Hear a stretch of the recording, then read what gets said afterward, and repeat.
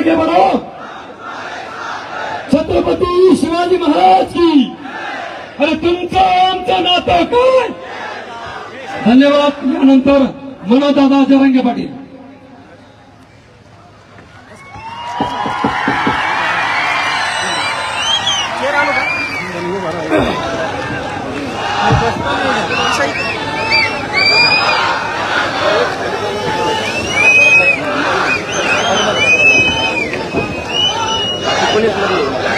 हिंदवी स्वराज्याचे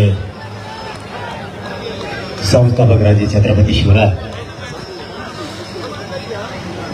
धर्मवीर छत्रपती संभाजीराजे यांच्या जयंतीच्या निमित्तानं सगळ्या बांधवांना मनपूर्वक शुभेच्छा देतो. आणि या संभाजीनगर बजाजनगर मध्ये जमलेल्या माझ्या तमाम मराठा बांधवांना माझा मानाचा जय शिवराय.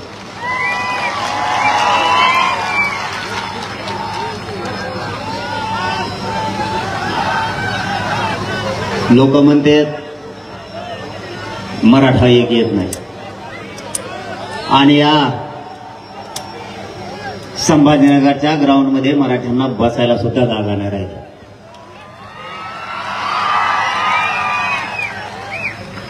आवाज येत नाही का.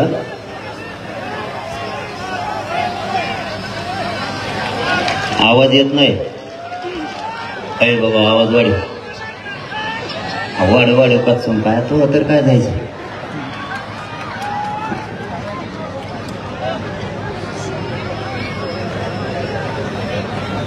या महाराष्ट्रात मराठा समाज पहिल्यांदा स्वतःच्या लेकरासाठी एकवटला. मराठा समाज इतक्या ताकदीनं मायबापावर कधी एकवटला नव्हता. मराठ्यांना जाणीव झाली आता एकजूट झाल्याशिवाय पर्याय नाही.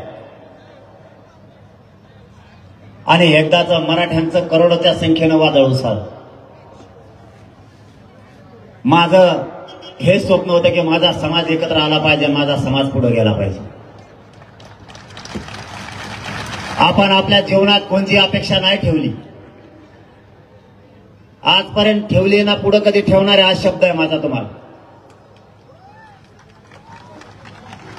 कित्येक जणाला तरी वाटत होता हा मराठा समाज एकत्र नाही आला पाहिजे. ही मराठा देशाच्या पाठीवर एक अशी जात आहे, ही जर एकत्र आली त्याला हवं ते मिळाल्याशिवाय राहणार नाही. त्यांचं दुसरं स्वप्न होतं मराठ्यांना ओबीसीतून आरक्षण मिळू द्यायचं नाही.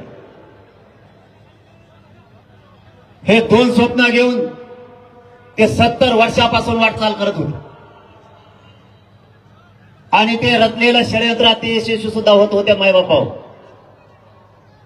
त्याला कारण होतं तुम्ही आणि मी एकत्र येत नव्हतो, आणि आपल्या लेकराचा घात आपल्याच हाताने होत होता. शेवटी मराठ्यांनी मनावर घेतलं मराठा एकही करायचा आणि मराठ्यांना ओबीसीतूनच आरक्षण मिळवून द्यायचं. भीती घातली जायची. मराठ्यांनी ओबीसीतून आरक्षण मागायचं नाही, भीती घातली जायची. अरे बाबा बालसर काय करतोय, लय अवघड कार्यक्रम आहे.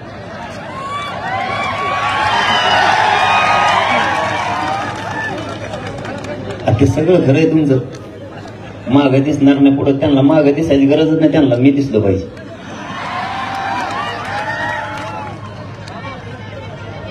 एकदा दाखवा रे किती जनसागर उसळायला. सगळे मोबाईल चालू करून मीडियाच्या बांधवांनी दाखवा बरं महाराष्ट्राला. सगळ्यांना मोबाईलच्या बॅटरी सुरू करा.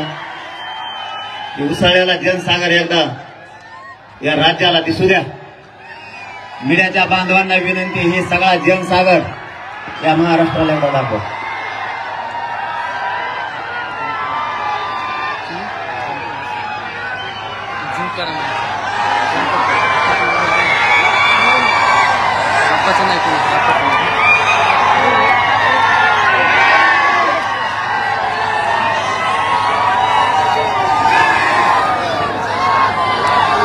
डेंजर आ गया मोहळे बस.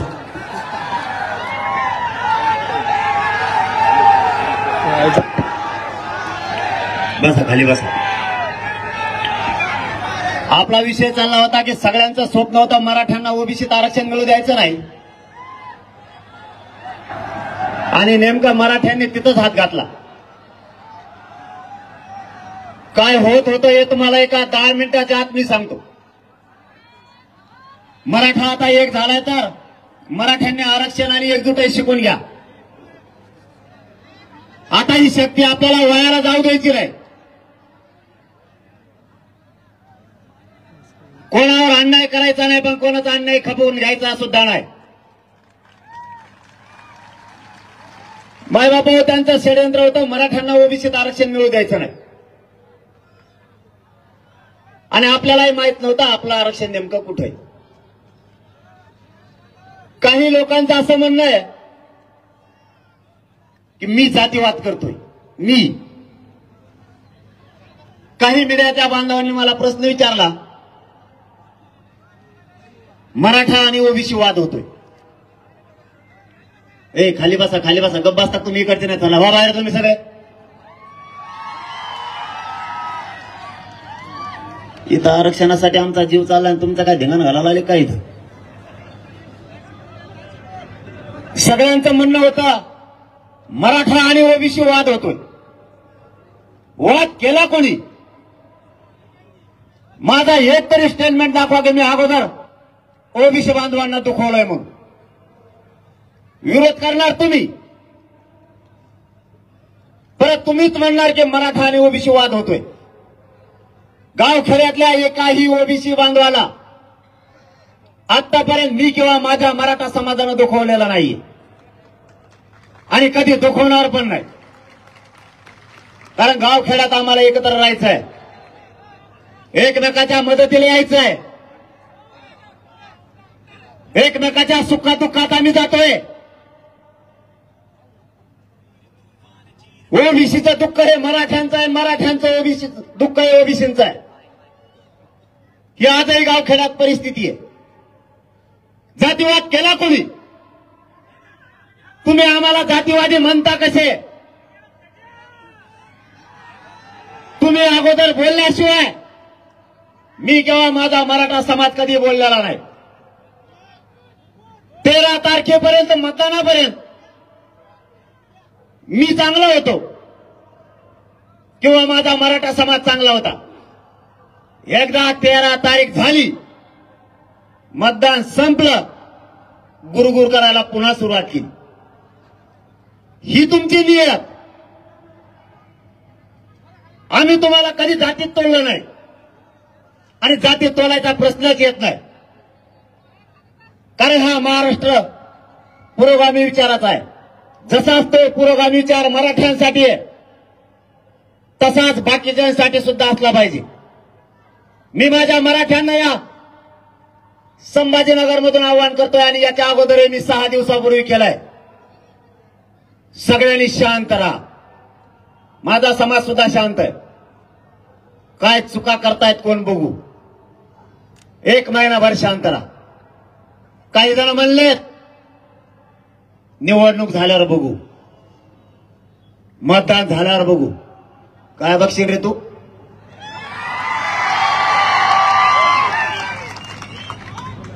तरी पण मराठ्यांनी शांत राहा. कोण काय चुका करताय आपल्याला काही शहाण्या माणसाने सांगितलंय. आपण शांत राहा. त्यांचेच लोक त्यांना पाडणार आहेत, नाव मराठ्यांचं घेणार आहेत. आपण शांत राहा. कोण काय करतोय तुम्ही बघा.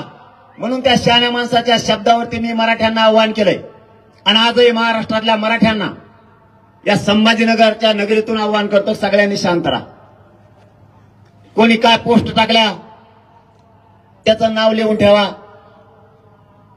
कोण पडला, कोण निवडून आला, याचं उत्तरही मराठ्यांनी देऊ नका. कोण मराठ्यांच्या अंगावरती कार्यकर्ते घालतोय याच्यावर बारकाईने लक्ष ठेवा. होऊ द्या चूक एखादी, 1 महिन्याभर बघू. शेवटी नरड्याला लागल्यावर आमचा नाविलाज. तुम्ही तुमच्या लोकांना सांगितलं पाहिजे जातीवाद नको, आम्हाला एकटीची जबाबदारी नाहीये ती, तरी एक जबाबदार म्हणून मराठा उताळा नाहीये, दमदार आहे. आम्ही शांततेत बघू काय काय कोण करतंय. आणि त्याच्यात 2 कामं सांगतो तुम्हाला आजच.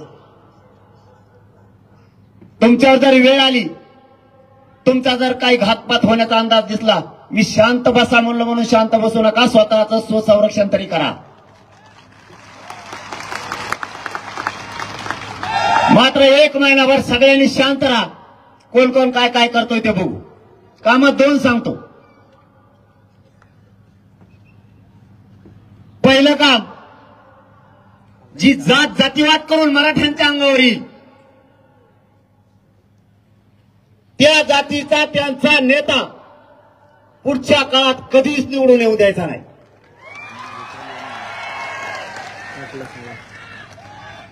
जाहीर त्याचं नाव घेऊन त्याला विरोध करायचा.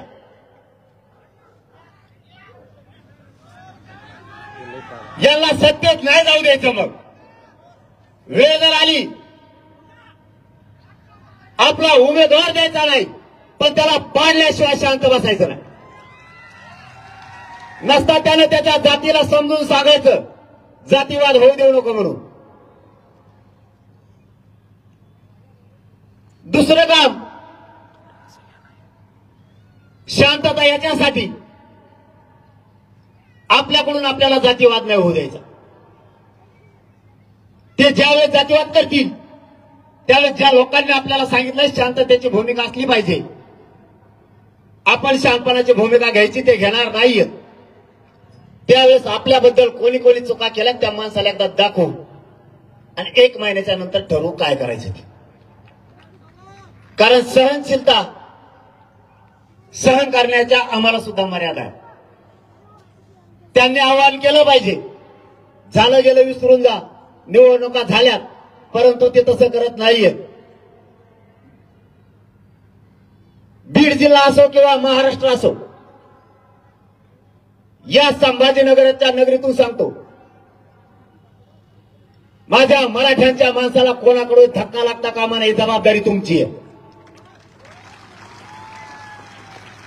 पुन्हा आम्हाला म्हणू नका तुम्ही तिकडे का निघाला. मी 1 महिना शांत बसणार, माझा मराठा समाजही शांत बसणार. पण जर या महिन्यात आमच्या मराठ्यावर अन्याय झाला तर माझ्या मराठा समाजाला चांगलं माहिती आहे गुंडगिरीचे आडे उद्ध्वस्त करायचे कसे. तुम्ही आम्हाला जातीवादी ठरवता कसे. उपोषण शांततेत तुम्हीच आमच्यावर हल्ले करणार, तुम्ही आमच्या विरोधात मोर्चे काढणार. क्रांती मोर्चे निघाले, मूक मोर्चे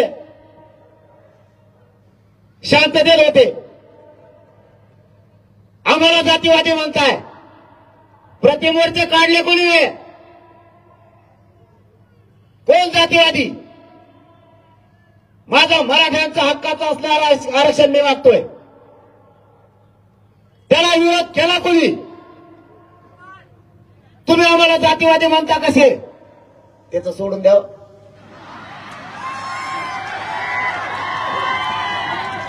तेव्हा पुढे हल्लात न राहिला दिसला नाही तुम्हाला. आपल्या नादी लागल्यावर तसंच होत असतं. कारण मी एकदा मागा लागलो ना, दुमता तिमता करूस तर खाली टेकूस तर माग हटत नाही. म्हणूनच बाकीच्याला सांगतो, जातीच्या जीवावरती माझ्या मराठ्यावर अन्याय करू नका. तुम्हाला राजकारणातून कायम संपविल मी आणि माझा मराठा समाज होता. तुम्ही आज निवडून येताल, पडताल, तुम्हाला वाटत असं होऊन गेलं, पुढे लगेच विधानसभा आहे. ज्या जातीच्या लोकांनी मराठ्यांना त्रास दिला तिथे वेळे प्रसंगी उमेदवार देणार नाहीत, पण तुला पाडल्याशिवाय मराठी माग हटणार नाही. त्यामुळे आतापासून सावध राहा आणि होणारा जातीवाद बंद करायच्या कामाला लागा. नसता तुमची दशा त्याच्यासारखीच होईल. तुम्ही किती कांदे सध्या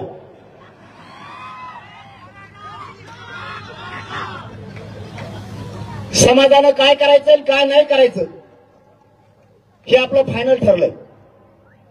आपण सगळ्यांनी शांत राहायचंय, कोणी कोणावर टीका करायची नाही. आपल्यावर कोण पोस्ट करतोय, कोण वाद घडवून आणतोय याच्यावर बारकाईने लक्ष ठेवायचं.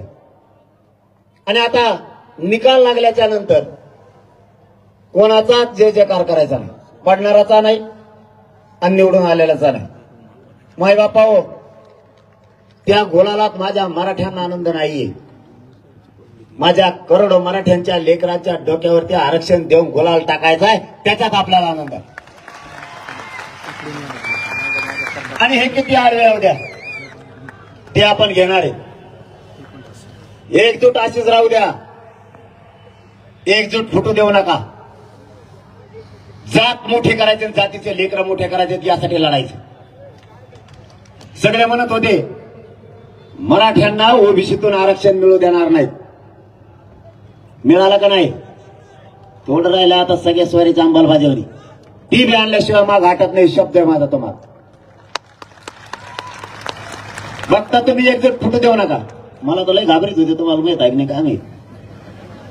मला म्हणायचे ओबीसीतून जर आरक्षण मागितलं तर दंगली होत्या. म्हणलं कशामुळं? ते म्हणले ओबीसीतून तुम्ही आरक्षण मागू नका, वेगळं मागा. म्हणलं पण दंगली कशामुळे होत्या ते तर सांग. गोडीत येऊन म्हणायची बरं का, तसली टप्पर नाही आपल्याकडे यायची कोणाची. ते म्हणायचं दंगली होत्या. म्हणलं कारण?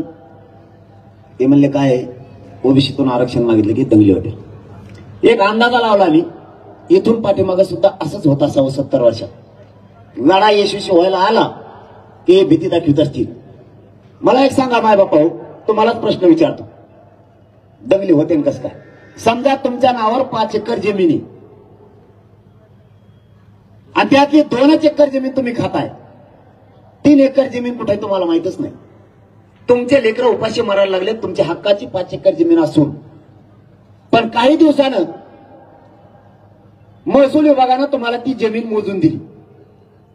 त्यांनी सांगितलं तुमची 5 एकर जमीन सापडली, 2 एकर तुम्ही खाताय, ही तुमची 3 एकर, ही तुम्ही घ्या. तुम्ही ती जमीन मागितली, ही जमीन माझी येते. आता ज्याच्याकडे होती तेव्हा तुम्हाला काय म्हणला माहितीये का? जर ही जमीन घेशील तर भांडण होईल, दंगली होईल. मग तुम्ही सोडून देणार का आता? तसंच आरक्षणाचा कचका होता. ओबीसीत मराठ्याचं आरक्षण ते म्हणले दंगली होतील, मागितलं. म्हणलं हो देव, दंगल कसली असती बघायची मला. दंगली झाल्या का? त्याचं कारण मराठ्यांचा हक्काचं आहे. 200 वर्षापूर्वीच्या नोंदी सापडल्यात माय बापा. मंडल कमिशननं ज्यावेळेस आरक्षण दिलं, एका इंग्रजाच्या अहवालावर दिलं. 1967 जे ओबीसीला आरक्षण दिलं, फक्त एका शासन निर्णयावर दिले. या मराठ्यांच्या ओबीसी आरक्षणात असणाऱ्या शेकडो वर्षाच्या नोंदी आहेत. शेकडो वर्षाच्या. या भारत देशावर सगळ्यात ओरिजिनल ओबीसीत कोण असेल तर तो फक्त मराठा. कारण त्याच्या शासकीय नोंदी सापडल्या. तरी म्हणतात ओबीसी आरक्षणात येऊ नका, ओबीसी आणि मराठा वादी. आमच्या नोंदी असून तुम्ही येऊ नका म्हणताय, याचा अर्थ जातीवाद तुम्ही करताय, आम्ही नाही. तुमच्या कोणत्या नोंदी सापडल्या? आमच्या तर नोंदी आहेत, तरी आम्हाला आरक्षण नाही. तुम्हाला माहिती आहे याचा कधी वाईट परिणाम झालाय? माझा लाखांना मराठ्यांचा तरुण शिकलेला असताना सुशिक्षित बेकार म्हणून घरी पडलाय. साध्या साध्या कंपनीत त्याला काम करायची वेळ आली. आई बाबाला कंपनीमध्ये काम करायचं, राब शेतात राबायचं आणि मुले शिकवायची. या आरक्षणापायी त्या मुलाला नोकरी लागत नाहीये, त्याला उच्च शिक्षण घेता येत नाही. काय पाप केलंय माझ्या मराठ्याच्या पोरानं? त्याच्या हक्काचं आरक्षण असून देत नाही. नोकर भरतीमध्ये सुद्धा भरती झालेल्या मराठ्यांची भरती होत नाहीये. त्यांना केंद्रीय कॉलेज मिळत नाहीत. हक्काचं आरक्षण असून ज्या मुलानं स्वप्न बघितलं, ज्या बापानं स्वप्न बघितलंय माझं लेकरू अधिकारी होईल, या आरक्षणापायी त्या बापात आणि त्या लेकराच्या स्वप्नाची सुद्धा राखरांगोळी झाली. आरक्षणाची किंमत 1% हुकलेल्या लेकराला विचारा, ते घरी रडत येतं त्यावेळेस कळत आहे आरक्षणाची काय किंमत आहे. ज्या आई बापानं कर्ज काढून लेकरं शिकवले त्यांना विचारा आरक्षणाची काय किंमत आहे. नोकरदार वर्ग सुद्धा 1-1 रुपये मागे टाकून लेकरं शिकवतोय. नाही त्याला त्याच्या मनासारखं शिक्षण घेतायत आणि नोकरी करतायत. आमच्या हक्काचं आरक्षण असून तुम्ही आम्हाला म्हणताय ओबीसी आणि मराठा वाद होतोय. तुम्ही मराठ्यांना रोखू नका. कधीच ओबीसी आणि मराठा वाद होऊ शकत नाही, कारण ते मराठ्यांच्या हक्काचं आहे. आम्ही कोणाचा हिसकून नाही घेत. खाल्लं तुम्ही खूप दिवस, आमचं आहे ते द्या म्हणतोय. कोणाच्या आरक्षणाला नाही धक्का लागत, कसा नाही लागत ते सुद्धा मोजा. ते एवढ्याला म्हणतो आम्ही एकटे 60%. चल बाबा तू म्हणतो तसं आता मराठ्यांना मोजा. 60% ओबीसी, 34% मराठा, किती झाले? 20% SC ST, 150% लोकसंख्या असते राज्याची देशाची. तू का बधीर समजतो का काय? आम्हाला खातो किती दिवस. दुसरा पॉइंट आणला म्हणे एसटी फुल भरलेली म्हणजे ओबीसी आरक्षणानं. नेते माझ्याकडे येतात बघा, मंत्री लोक चर्चाला, ते म्हणतात एसटी फुल आहे राव. मला दारू उघडून बघू दे म्हणलोय मी. तुम्ही मीडियाच्या बांधवाच्या माध्यमातून बघितलं असेल, मीडियाच्या बांधवाने लय साथ दिली आहे मराठ्याच्या आंदोलनाला. त्याला म्हणलं एसटीचं दार उघडं मला डुकून बघून द्या. किती लोक बसले, ते एकटं टंगड्याला मग बसलं. म्हणलं सतत पुढच्या त्याला टंगडी सकट बाहेर ओढतो. नाही म्हणते तसं बघता येत नाही. म्हणलं मग आम्ही ओबीसीतच घेत असतो, बघता येत नाही तर. एसटी फुल नाहीच आहे. यांनी काचा लावल्या, दारं लावून घेतले, आत मोकळी, फक्त दुसऱ्याला बसू द्यायचं नाही. नियत चांगली नाही, खायची सवय लागली. चारही बाजूला लोकांचा वार पाडायची सवय लागली. बरं त्यांनी एकट्यानं नाही खाल्लं, ओबीसी महामंडळ एकट्याने 80% खाल्लंय त्यांनी. 12 बलुतेदारांना वेगळा प्रवर्ग करायचा एका शासन निर्णयावर, किंवा नुसता सचिवाने किंवा सहसचिवाने जरी आज सूचना केल्या तरी 12 बलुतेदारांचा वेगळा प्रवर्ग होतो, तरीही केला जात नाही. मुस्लिमांना आरक्षण दिलं जात नाही, दलितांचे प्रश्न सोडवले जात नाहीत, आणि ज्या आरक्षणाला धक्काच लागत नाही त्यांचा मराठ्यांना सगळ्यात जास्त विरोधी. आपल्यामुळं एनटी आणि व्हिजेंटीला धक्का लागत नाही, कारण त्यांचा वेगळा प्रवर्ग आहे. वंजारी बांधव आणि धनगर बांधवांना मराठ्यांच्या आरक्षणामुळे धक्का लागत नाही. आपलं भांडण 19% आरक्षणात आहे, तरीही ते त्यांनाच बोलितो सभेला, तुम्ही या. त्याच्यात दम नाही ना. त्याला सभेला धनगर बांधव लागतो, 12 बलुतेदार लागतो. एकदाही धनगर बांधवांना आरक्षण द्या असा एकही शब्द त्यांनी काढला नाही आतापर्यंत, एकही. पण मी शब्द दिलेला आहे, आणि मी एकदा शब्द दिलाय, मरायला सुद्धा भेट नसतो. धनगर बांधवाला मुस्लिमाला आरक्षण कसं मिळत नाही तेच मी बघतो. शेवटी त्यांना शब्द दिलेला दिक्क खरा करून दाखवणार आहे. ते सोबत येऊ अथवा न येऊ, ते विरोध करो या ना करो, मराठ्यांनी मात्र आपला ज्वलंत प्रश्न सुटल्याच्या नंतर त्यासाठी लढायचं. आणि यांचं सगळ्यात मोठं दुखणं आहे तेवढं तुम्हाला सांगतो. या सरकारच्या लक्षात आलंय, हे जर असाच राहिला म्हणजे मी, तर हे गोरगरीब मराठे, मुस्लिम, दलित, 12 बलुतेदार, लिंगायत समाज,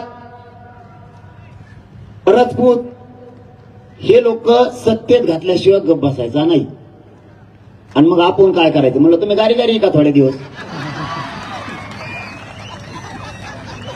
मग नवीन डाव टाकला त्यांनी, म्हणले याला अटक करा मला. मग माझ्या विरुद्ध यासाठी नेमली. माहिती आहे तुम्हाला, अर्ध्यालाच माहिती काय. माया पुढे आनंद बसेल नाही तुम्हाला नसतं. यासाठी नेमली. आता हे मला जेलला टाकणार आहे. दुसरा एक डाव आहे, ते एक आणि आणखीन एक. रोज माझ्यावर 2-4 गुन्हे दाखल करतात रोज. का? त्याचं कारण मला राज्यातून तडीपार करायचं. एवढे डोक्याचं. आता मला राज्यातून तडीपार केल्यावर मी शहाणा आहे. मी दुसऱ्या राज्यात जाईन, इकडे मराठी तिकडे बोलले, तिकडे राज्यात मोर्चे काढी. यांना सोडणार नाही मी.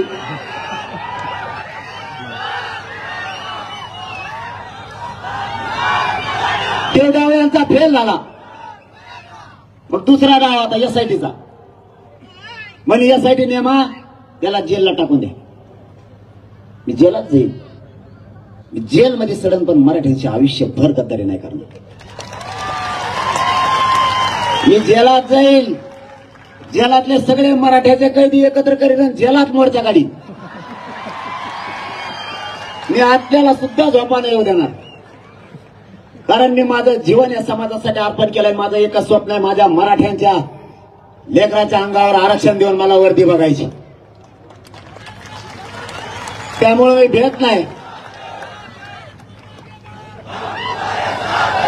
आणि फडणवीस साहेब आणि शिंदे साहेब, तुम्ही मला जेलात टाकता, पण हे 6 करोड मराठ्यांचा आग्यामुळे हे कसं गप्प असेल? असे स्वप्न नका बघू. हे स्वप्न बघायचं बंद करा आणि गोडी गुलाबीनं प्रस्थमार्गी काढा. आधी सुद्धा तुम्ही काढली, सगळ्या सोयऱ्यांची आधी सुद्धा तुम्ही काढली, तिची अंमलबजावणी करा. बाकीच्या भानगडीत पडू नका. तुम्ही मला आंदोलनात हलक्यात घेतलाय, राजकारणात सुद्धा हलक्यात घेऊ नका. सगळ्याचे तांगे पलटी करीन मी, त्याशिवाय शांत बसायचं नाही. सगळ्या सोयऱ्याची अंमलबजावणी आम्हाला राजकारण नाही करायचं. ते माझा मार्ग नाहीये. मला आणि माझ्या समाजाला राजकारणात नाही जायचं. आमचं आरक्षण आम्हाला द्या. तुमचं राजकारण तुम्हाला नकला. तुम्हालाही सांगतोय, कोणत्या नेत्याच्या पुढे पुढे करायचं जरा बंद करा. तुमचे लेकर अधिकारी करायचं बघा, त्यांना शिक्षण द्या. आरक्षणातून अधिकारी बनवा. तुमच्याच लेकराच्या माग पुढे पळती रे. यांच्या चपला उचलायचं बंद करा. नाद लागलेला पूर्ण सोडा जरा राजकारणाचा. रक्तात आरक्षण राहू द्या. स्वतः ते लेकरं मोठं करायचं बघा. या आरक्षणात इतकी ताकद आहे की या महिन्यात पाठीमागच्या आठवड्यापासून 150 पेक्षा जास्त मराठ्यांचे पोरं अधिकारी बनलेत आरक्षणाच्या जोरावर. 4 उपजिल्हाधिकारी झालेत. 2 मुली केंद्रात गेल्यात. ज्यांची 21वी रँक आली होती, आरक्षण मिळाल्याच्या नंतर त्या लेकराची 21वी रँक बदलून 2 वर आली आणि केंद्रात हाय दर्जाचे अधिकारी बनले. हे स्वप्न बघा. नेत्याला आणि नेत्याच्या पोराला मोठं करायचं बंद करा. तेव्हा नाही कामाला येणार तुमच्या. ते निवडून येईपर्यंत चपला सकट तुमच्या पाया पडाल. नंतर तुमच्या लेकराकडे डुकून सुद्धा बघणार नाही. कोणत्या नेत्याची तुम्हाला गरज नाही. तुमच्या जीवावर ते डेअरिंग करते. तुम्ही फक्त अंग काढून घ्या, त्याला कुत्र सुद्धा विचारणार नाही. आताच मराठी कार्यक्रमाला जात नव्हते, कसे हाल होते त्यांचे. ते मंदिरात आले की लोक घरी जायचे, आणि ते घरी आले की लोक मंदिरात जायचे. काही काहीची साखर वाढलेली आणखीन दवाखान्यात. त्यांना लोकांशिवाय करमतच नाही. यांच्या भोवती जाऊ नका. मावशी होतो मला एक काम सांगतो. आई किती वाजले रे? आचार साहेब नसतो ना आता मयातल्या मागं लागत येतो बा.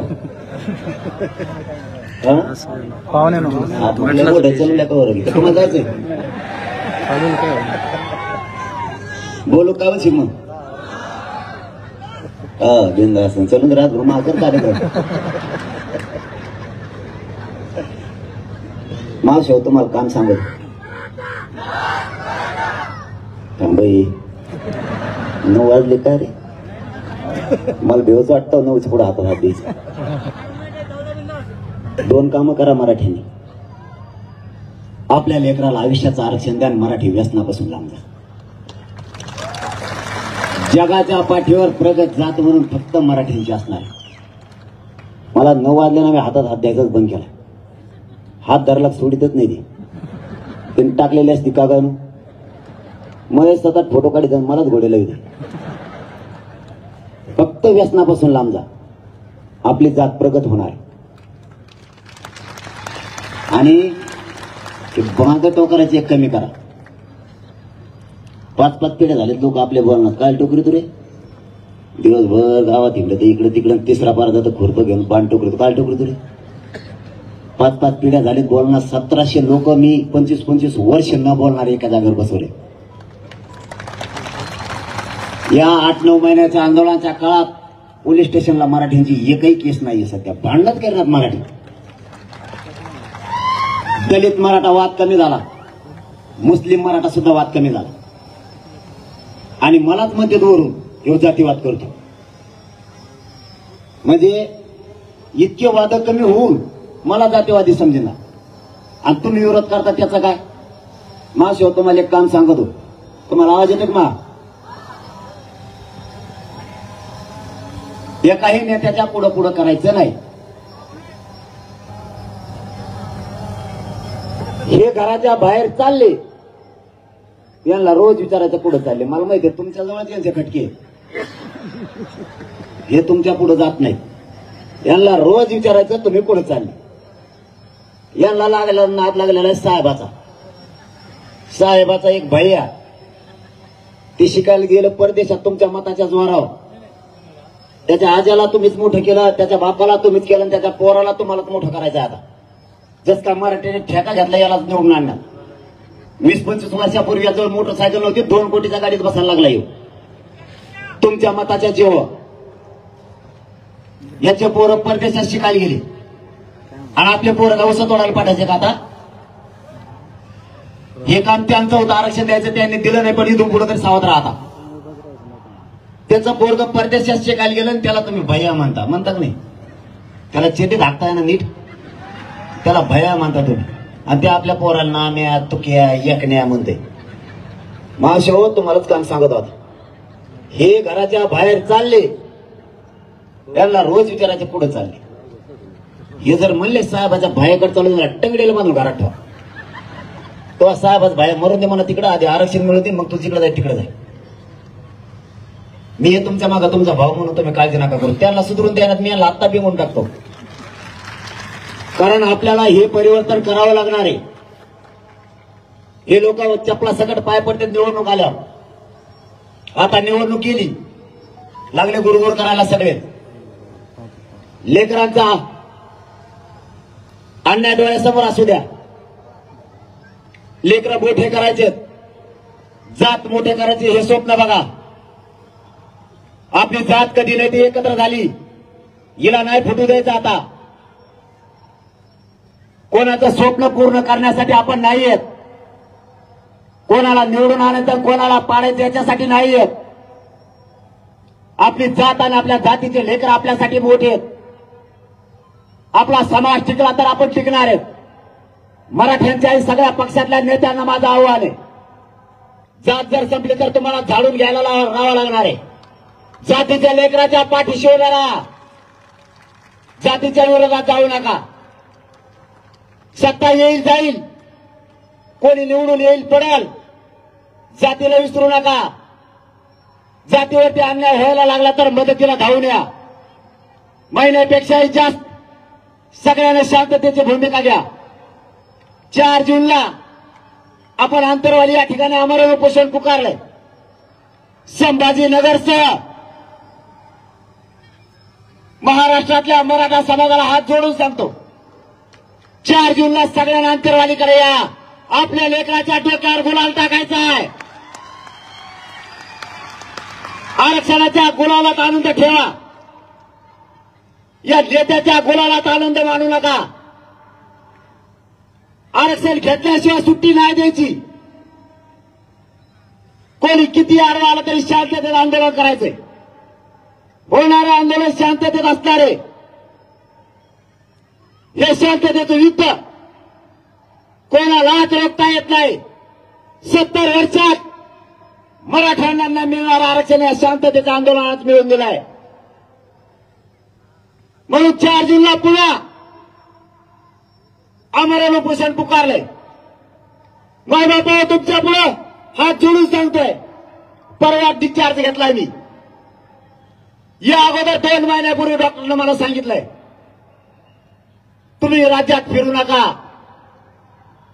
तरी मी रातपाठ एक माझा समाज मोठा व्हावा म्हणून फिरतोय.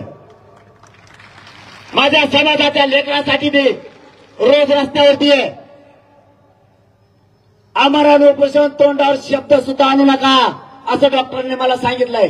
एका दिवसात तुम्ही मरताल तरी माझ्या समाजाच्या लेकरं यांच्यावर होणारा अन्याय सहन होत नाही.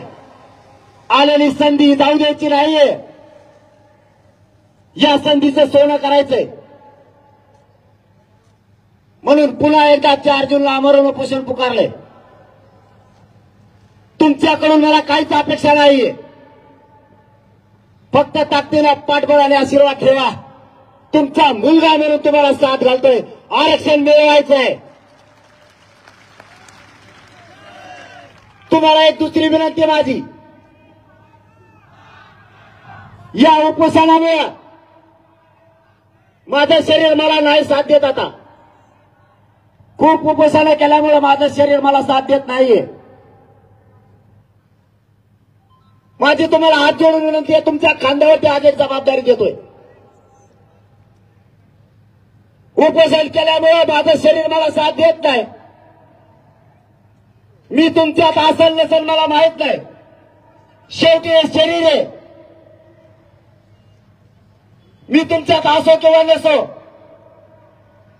माझी जात लय दशकानंतर एक झाली. हिला फोटो देऊ नका, ही जबाबदारी तुमच्या खांद्यावरती. माझी जात लय दिवसाने एकत्र आली. माझ्या जातीच्या लेकरावर अन्याय बंद व्हायला लागलाय. मी तुमच्यात असेल किंवा नसेल, पण या राजकारणी लोकांसाठी माझी जात कधीच फुटू देऊ नका. ही खांद्यावरती तुमच्या जबाबदारी. मी नाही हटत. आता जीव गेला तरी चालाल, पण आरक्षण देऊन मराठ्यांच्या लेकराच्या डोक्यावर गुलाल टाकल्याशिवाय मी 1 इंचही नाही मागे सरकत. आता 4 जूनला घोषणा झाली, आमरण उपोषण होणार. राज्यातल्या गावागावातल्या मराठा समाजाचे अंतरवाली फोन यायला लागलेत. गावाची गावं या राज्यातले माता मावल्यांसह 4 जूनला अंतरवालीकडे यायला लागलेत. आपण सगळ्यांनी यायचं तर, पण फक्त शांततेचं आव्हान आहे. मी तुमच्या लेकराला आरक्षण दिल्याशिवाय हटणार नाहीये. शांततेत या. बसायचं तर शांततेत बसा. रोज हजारो फोन त्या अंतरवाली खणकायला लागलेत. 4 जूनला गावची गावं आम्ही अंतरवाली घेणार आहेत म्हणून आपण पाठबळ आणि आशीर्वाद देण्यासाठी या. पण हे आंदोलन शांततेचं आहे. मायबापा माझ्याकडे आग्रह धरू नका. महाराष्ट्रातल्या मराठ्यांना या संभाजीनगरमधून सांगतो, उपोषण मागे घेण्याचा माझ्याकडे कोणी आग्रह धरू नका. कारण माझ्या मराठ्यांच्या लेकराला मोठं करण्याची एवढी संधी आहे. मग तो कोणताही पक्ष असू द्या, सगळ्या पक्षातला मराठा आरक्षण घेणार आहे. आणि त्याचे लेकरं मोठं करणारे. विरोध करू नका. एक जुटीनं ताकदीनं करोडच्या संख्येने शांततेत मराठ्यांनी एकत्र या. आपल्या लेकराला न्याय द्यायचा आहे. माझा हट्ट एवढाच आहे, माझ्या समाजाच्या लेकरांवरचा होणारा अन्याय मी नाही बघू शकत. मराठ्यांचे पोर आत्महत्या करायल्यात, सरकारला नाही दिसत. आज आमच्या 400 पेक्षा जास्त आई बहिणीच्या कंपनाचं कुंकू या सरकारमुळे पुसलाय. करता माणूस घरातला गेल्याच्या नंतर त्या कुटुंबाला विचारा काय दशा होती त्या कुटुंबाची. आज आई बहिणीचं कंपा उघडं पडलाय. लेकरं आत्महत्या करायला लागलेत. माय बापा, एकदाच या लेकराला मराठ्याचं आरक्षण द्यायचंय. मी सगळा जीव डावावर लावलाय. माझं कुटुंब सुद्धा डावावर लागलाय. तुम्हाला माहित झालं असेल. सरकारने ठरवलंय, मी जर असं ऐकत नसाल, मी जर याला मॅनेज होत नसल, पैशानं किंवा पदानं जर मी त्यांना मॅनेज होत नाही, माझी इमानदारी आणि निष्ठा सरकार विकत घेऊ शकत नाही. हे सरकारच्या लक्षात आल्याच्या नंतर सरकारनं दुसरा डाव रचलाय, माझ्या कुटुंबावरती हल्ला घडवून आणायचा. इतका नीच विचाराचं सरकार कधी मी माझ्या उभ्या जीवनात बघितलं नाही. मी नाही इमानदार ऐकू शकत. सरकार येऊ दे, सरकारचा बाप येऊ दे, मी नाही हटत. मी हॉस्पिटलमध्ये पाठीमागच्या महिन्यात माझ्या बायकोला आणि वडिलाला बोलून घेतलं आणि सांगितलंय, मी तर डावावर लागलोच, आता तुम्ही सुद्धा लागला. जर कदाचित तुमच्यावर हल्ला झाला, तुम्हाला लढता आलं तर लढा, खेळता आलं तर खेटा. तुम्ही सगळे जरी मेलात तरी 1 इंच मी जातीला सोडून मागं नाही सरकू शकत. मायबाप मराठ्यांनो, मी तर डावावर लागलोच, पण मी कुटुंब सुद्धा डावावर लावलाय. आता बापालाही सांगितलं आणि बायकोलाही सांगितलं, मेलं तर डोळ्याला ठेंब आणू नको. आणि बापालाही सांगितलं, तुम्हाला 4 मुलं आहेत, एक जर गेला तर 3 मुलं होते समजा. डोळ्याला पापाने आणू नका, आनंद देत राहा. मी मात्र माझ्या मराठ्यांना उघड्यावर सोडून करोडो मराठ्यांच्या लेकराला आरक्षण दिल्याशिवाय जीव जरी गेला तरी मी मागं नाही हटू शकत. माझं रक्षण करायला माझा 6 करोड मराठा समाज खंबीर आहे. नाही गरज मला कोणाच्या आरक्षणाची. माझं फक्त तुम्हाला आव्हान आहे, सगळ्यांनी शांत राहा. कोणी जातीवाद करायचा प्रयत्न केला त्याला उत्तर सध्या देऊ नका. कोणती जात चूक करती ते आपण बघू. कोणत्या जातीचे लोक जाणून बुजून मराठ्यांना त्रास द्यायचा प्रयत्न करतात ते बघू. 1 महिन्याच्या नंतर ठरवू, नड्या लागल्यावर बघू काय करायचं ते. पुन्हा माझा तुम्हाला शब्द आहे, 4 जूनला आमरण उपोषण सुरू होत आहे. पाठबळ असू द्या. तुमच्या साथीची मला गरज आहे, तुमच्या आशीर्वादाची गरज आहे. तुमच्या पाठबळावर मी तिथं जीवाची बाजी लावून लढतोय. आपल्याला मराठ्यांच्या लेकराचं कल्याण करायचं. माझं काही स्वप्न नाहीये करोडो मराठ्यांचे लेकर मोठे व्हावेत, तुमचं लेकरं आनंदी जगावं, हे स्वप्न घेऊन मी घराच्या बाहेर. तुम्हाला जाता जाता शब्द आहे माझा, मी जेलमध्ये जरी सडलो किंवा आंदोलन करताना जरी बलिदान गेलं तरी तुमच्या लेकराच्या डोक्यावर आरक्षण देऊन गुलाल टाकल्याशिवाय 1 इंचही मागे सरकारणार नाही. शब्द तुम्हाला देतो आणि थांबतो. धन्यवाद. जय शिवराय. मला चालता येत नाही, मला रस्ता करून द्या चालायला. वरती कोणी द्यायचं नाही.